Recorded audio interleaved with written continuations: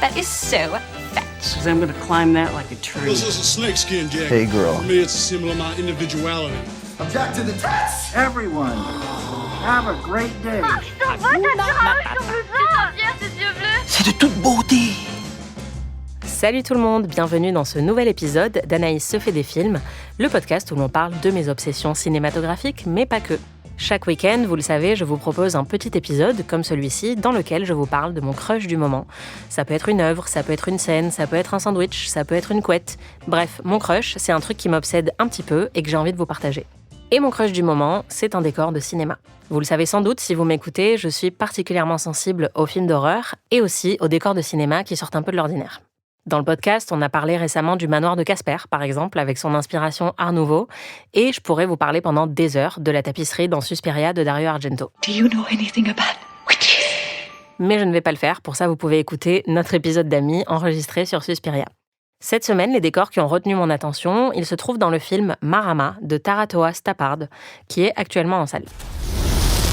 90 years ago, the world's greatest navigator discovered New Zealand and claimed it on behalf of the British Crown.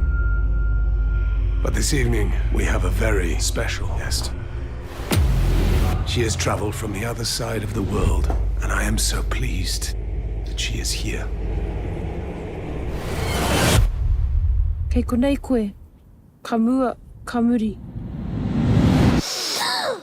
C'est un film horrifique néo-zélandais qui aborde un sujet assez particulier puisqu'il parle de la violence et de la cruauté coloniale britannique envers les populations indigènes. Ça se passe en 1859 dans l'Angleterre victorienne et on y suit Mary Stevens, une jeune femme maori qui débarque dans un manoir isolé du Yorkshire parce qu'elle y a été invitée sous prétexte de découvrir de nouvelles informations sur sa famille et sur son passé. Évidemment, les choses vont mal se passer.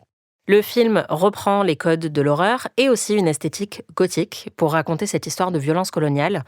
Et je dois dire que tout n'est pas 100% réussi. J'ai parfois été un poil perdu par le scénario. Il y a des idées qui sont pas totalement abouties, des moments qui manquent de finesse. Mais alors visuellement, c'est un vrai régal, surtout qu'il s'agit du premier long métrage du réalisateur néo-zélandais. Et je dois dire que c'est plutôt prometteur. Dès la première séquence, on a des plans à couper le souffle d'une silhouette au bord de l'océan. Tout de suite, ça évoque forcément la leçon de piano de Jane Campion, qui se déroulait aussi dans un contexte similaire en Nouvelle-Zélande. Il y a aussi un plan que j'ai trouvé hyper mémorable du manoir au clair de lune. Et puis l'intérieur du manoir lui-même est somptueux, à la fois sombre et inquiétant. On a envie d'en explorer toutes les pièces et tous les dédales souterrains. Pas trop longtemps quand même, vu que le lieu renferme des secrets très très sombres, dont évidemment je ne révélerai rien ici. D'ailleurs, je dois dire que les décors et les costumes sont ouf. Forcément, on est sur des costumes d'époque, il y a de très belles robes, mais les costumes masculins sont aussi très impressionnants. Et dans les décors intérieurs, il y a même un cintre que j'ai trouvé absolument magnifique. Et je le sais parce que j'ai écrit dans mes notes « le cintre ». Mais ce qui m'a le plus plu, ce sont les décors à l'extérieur du manoir, dans l'immense jardin de cette propriété, avec son sentier encadré par les ronces qu'on dirait tout droit sorti d'un conte de Grimm.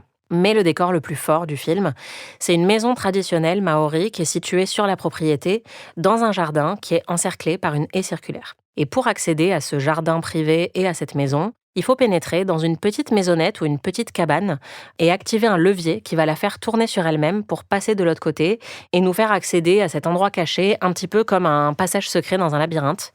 C'est un décor qui est vraiment frappant visuellement, tellement ingénieux, tellement unique et tellement évocateur, puisqu'évidemment le film parle de la double identité de son héroïne, de l'assimilation des populations maoris dans la culture britannique et donc de tout ce qui va être caché, enfoui sur la surface, mais qui va sans doute ressortir de manière particulièrement violente dans le film.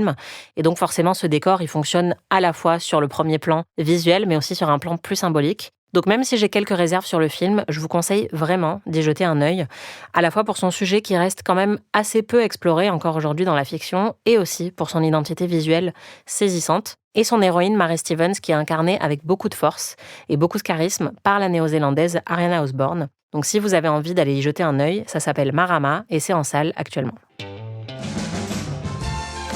C'était mon crush du moment, à la semaine prochaine.